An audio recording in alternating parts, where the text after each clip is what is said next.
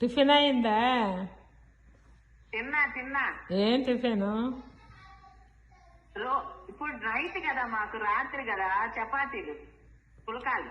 రోజు చపాతీలు తింటా ఉన్నావు కదా, దాంట్లోకి అప్పుడప్పుడు మార్పులు చేర్పులు చేసుకుంటా ఉండాలి. అంత పుదీనా కొత్తిమీర అన్ని సన్నగా తరిగి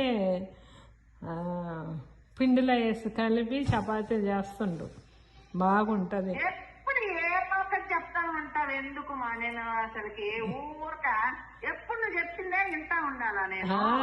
సరేలే, నేను కాక ఇంకెవరన్నీకు వచ్చి వడ్డీకి డబ్బులు ఇచ్చినట్టుగా చెప్పిపోతారా? చెయ్యి, ఇది చెయ్యి, అది చెయ్యి అని చెప్తానే ఉంటావు. నేను బతికున్నా కానీ ఇంకా చెప్తానే ఉంటావు. బతికున్నంత కాలం చెప్తానే ఉంటా. ఆచరిస్తూ నీకే మంచిది, అంతే. నేనేం అడిగా, నేనేం చెప్పాను? అడిగితే చెప్పుమా, ఊట సలహాలు బాగా చెప్పానా నీకు ఎన్నిసార్లు? నేను చెప్పిన మాట నువ్వు ఎప్పుడైనా ఒక్కటైనా వింటున్నా? నువ్వేం చెప్తున్నావు నాకు? నువ్వు అంత చెప్పే అంత అవకాశమే రాదు నాకు. మీకే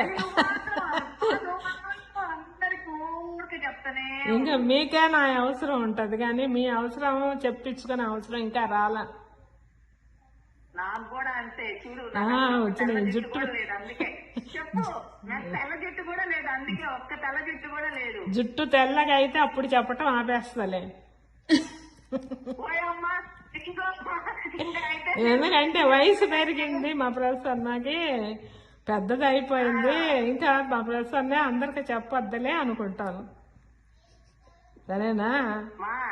ఇది మరి వింటున్నాను కదా అని చెప్పి ఎప్పుడు చిన్నప్పటి నుంచి సరే, నేను చెప్పినందువల్ల నీకు వచ్చిన నష్టం ఏంది?